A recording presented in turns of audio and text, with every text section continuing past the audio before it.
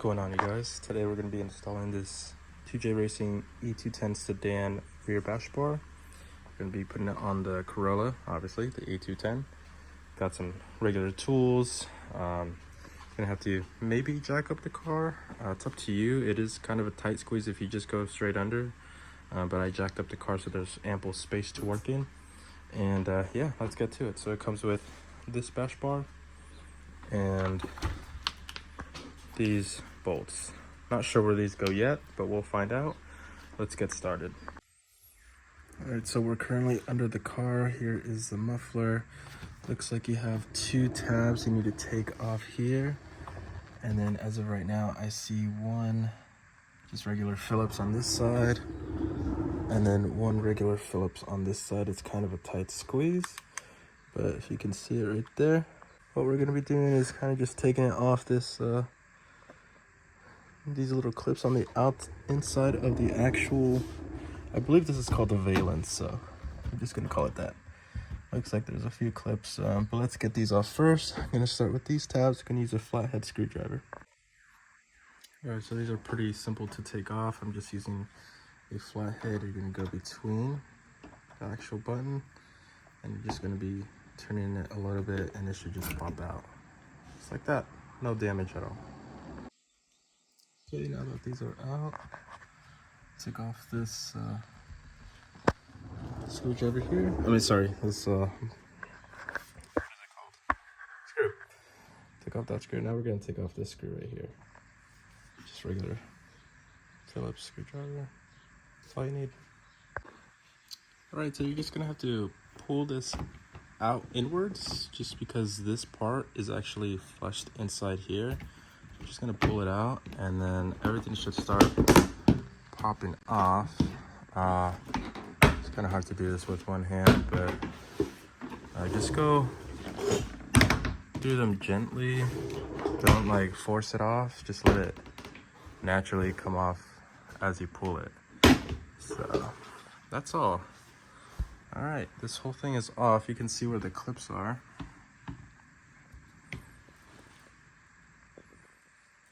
Hope that helps you.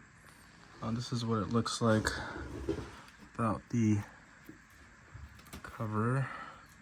What we're gonna be taking off is this part right here. So got a few bolts here. We'll start with those, and then we'll go from there. All right, so it looks like these are 12 millimeters. Just gonna get here, and they're not on very tight, so shouldn't need like an impact or anything to take them off. So I'm gonna take this one off, and I'm gonna do the same thing on the other side. Okay, I made a big mistake. You're supposed to keep this actually on. You're supposed to take this part off. This is what mounts this. Yeah, at least I can show you a little bit better. But again, you're gonna leave all those 4 bolts on, and then actually just loosen these parts. That's why this install should be simple. I made it way more complicated. You do not have to take the whole thing off. You just have to unscrew these and bolt these on the sides, and I will tell you what size these are. All right, so these are 14 millimeters. Just get a long socket and start unbolting those. All right, so it's all installed. Everything is tightened up.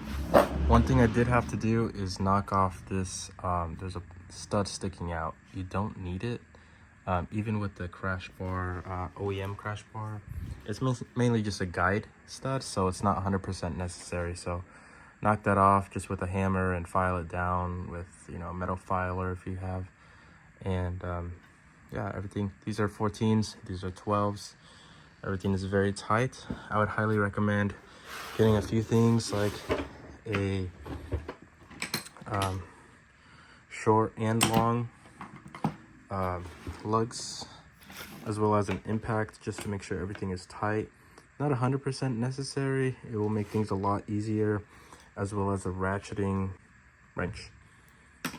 Again, it's not 100% necessary, but it will make it somewhat easier to get this install done, getting to those tight places, you know, things like that. But yeah, let me just lower the car and see how it looks.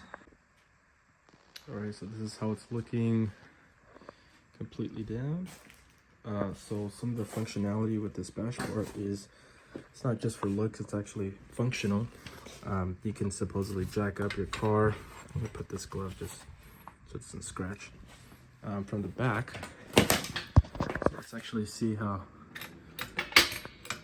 strong it is.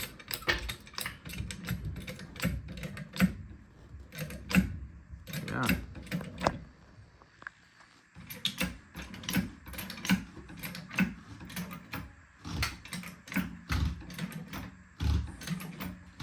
Yeah, it's lifting the car. So I would definitely recommend this. I'm not sure if you can put the valence back, but if you want to, just repeat the steps. Just click it back in, screw those sides on the side, and then put the little plastic tabs on the bottom.